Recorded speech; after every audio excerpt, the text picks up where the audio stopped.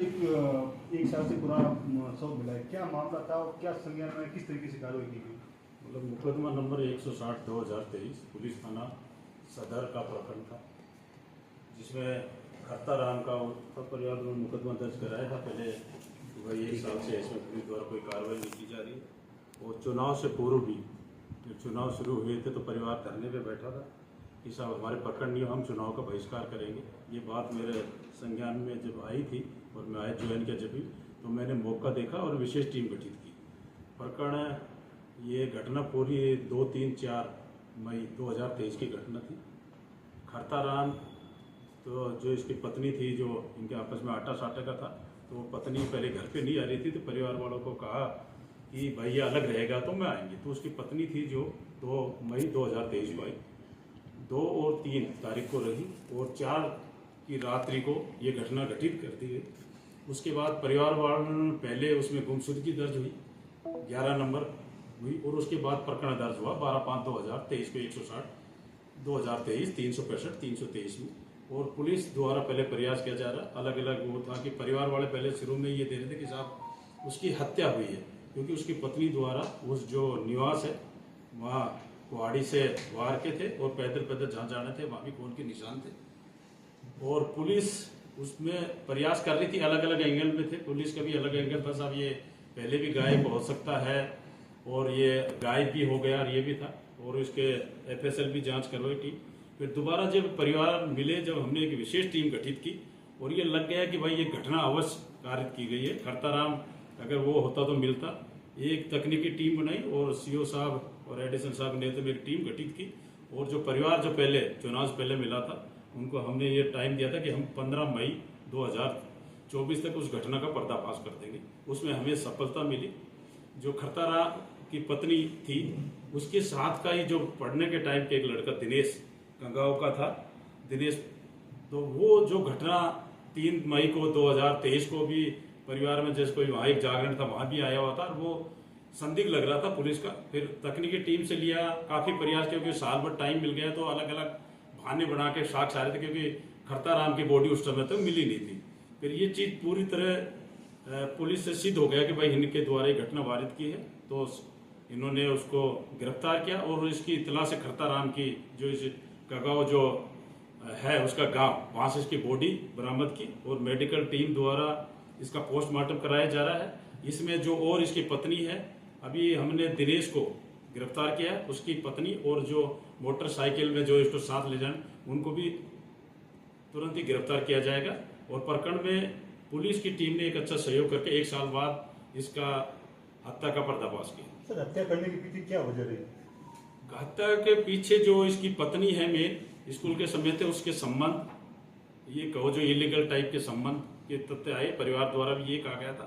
एक दूसरे पर और भी आरोप लगे थे, भाई ये आदमी हो सकता है, ये है, और वो रहना नहीं चाहती। 3 दिन ही रही है, 3 दिन में घटना कारित करके वो अपने दूसरे दिन जैसे अपने घर परिवार के पास चले। परिजनों ने आरोपी का मामला हो गया, जब नामजद आरोपियों के खिलाफ मामला परिजनों ने दर्ज कराया, उसके बावजूद भी पुलिस का मैं ये सत्य बिल्कुल सही स्वीकार करूंगा, उसमें पूर्व में जो आईओ थे उनकी जरूर कमी रही होगी। उनका एक एंगल ये हो गया कि साहब ये जैसे खून वहां तक रोड तक गया तो ये खरता राम कहीं ना कहीं चला गया है, पहले भी इस तरह की हुई होगी कि 5-6 महीने बाद आया, वो एंगल से पुलिस ने वो किया। इसकी थोड़ी कोई कमी रही उसमें। दूसरे एंगल परिजनों ने सर पूरे एक आरोप लगाए थे कि भाई ये इस तरीके के घर से सेंट गायब है, इस तरीके बूट गायब है, वो बूट पहन के गया, संपल है, वो 1 साल बाद आप एविडेंस पे लिए, आपको पता होगा। हाँ, ये बिल्कुल सही है। परिवार ने जो बिल्कुल तथ्य था, वो पैदल आया। उसके बाद जो ये दिनेश है, जो मृतक के ही जूते पहन के वो चल गया, तो वो उस एंगल में राकेश साहब जूते पहन के गया। उसमें भटकाने का काम, मतलब जो मुलजिम में बड़े शातिर पर्वती के आदमी हैं, जो पूरा भटकाने का काम किया उन्होंने। जो जांच में 2 पुलिसकर्मी रहे हैं उनके खिलाफ कोई एक्शन होगा? पुलिस में भी इसकी जांच कराएंगे, जिन्होंने भी लापरवाही बरती है इसकी अलग से जांच कराएंगे, उनके खिलाफ कार्रवाई की जाए। सर, अब तक की कार्रवाई में कितनी मुलजिम बन रहे हैं, कितने सामने हैं? अभी तक के जो तफ्तीश मोटा आ रहा है कि इसकी पत्नी और एक जो मोटरसाइकिल पर ले जाने व्यक्ति है, वो 3 व्यक्ति का अभी तक। सर, जांच में क्या बात सामने, उन लोगों ने हत्या किससे की है, कैसे हत्या? हत्या का मेन जो है इसकी पत्नी और खरता राम की आपस में ये कोई अपना जो चारा काट के आया, वो उसके बाद नया खाना खाया, तो इसी बात में जो पहले जागरण की बात में लेके एक रात को जागरण पे कहीं पड़ोस में गई थी, उसमें आपस में इनकी कहा सुनी हुई दोनों की। तो कहा सुनी होकर दोनों भाई ये आप क्यों गए वहां गए, तो कहा सुनी के चक्कर में और चरित्र के ऊपर शक के ऊपर में इनकी कहा सुनी हुई। फिर उसकी पत्नी ने इस दिनेश को फोन किया। दिनेश अपनी मोटरसाइकिल से जो रोड पे मोटरसाइकिल खड़ी करके पैदल अपने घर आकर उन्होंने वारदात की, कुल्हाड़ी से वार किया। उसकी पत्नी ने उसका सहयोग किया और फिर उसके बाद जो ये भाई मर गया तो एक रेगजीन के टाइप के जो अपनी गाड़ी में उसको पैक करके जो दिनेश है जो अपने खुद की बॉडी मतलब भारी है तो उठा के रोड तक लेकर एक साथी के द्वारा, जिसमें अभी पुलिस कर रही कार्रवाई, मोटरसाइकिल पे डालकर उस कुएं में अपने जो गांव है उसमें उसको साथी को भी पुलिस ने हिरासत में लिया। हाँ साथी को अभी ले लिया, पूरा से तफ्तीश कर रहे हैं उसको। बॉडी की क्या कुछ और अन्य भी इसमें अभी तक तफ्तीश में 3 का ही मोटा मोटा रोल आया है, इन्हीं का जो आया है परिवार का। तो सर ये शव जो मिला है गांव के बीचों बीच कांसा था उसके अंदर मिला, तो क्या इसको लेकर भी है कि गांव के लोगों को कुछ पनप लगी हो इस चीज से? नहीं लगा उसने इस तरह रेगजीन का किया, जो बदबू टाइप अपन मानते जो आई वो नहीं आई। बच्चे जो इस तरह के रेगजीन में पैक करने के बाद पूरे बॉडी और उसे नस जो हड्डी उड्डी टाइप है वो बची पूरी बॉडी इसमें हो गई। अभी क्या एफएसएल और जो पोस्टमार्टम करोगे, किस तरीके का पोस्टमार्टम करोगे? ये मेडिकल बोर्ड से पोस्टमार्टम कराएंगे और जो भी एफएसएल की जो भी प्रक्रिया होती है लेंगे डीएनए टेस्ट का, वो सारी चीज कार्रवाई करेंगे। तू आ जाएगा भाई।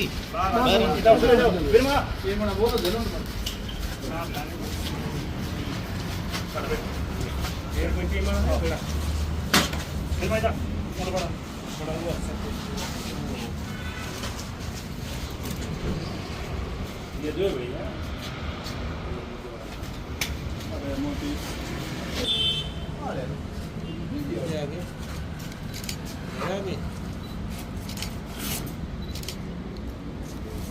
शेर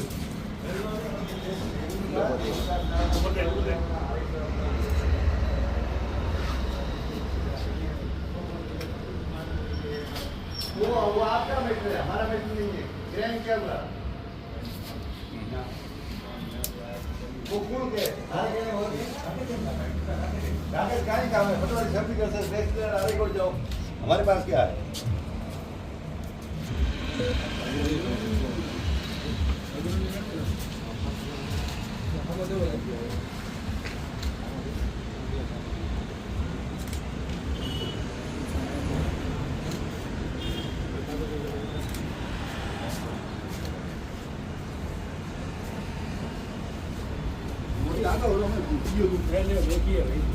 अलग एंगल में लो, एक जगह मत लो। बस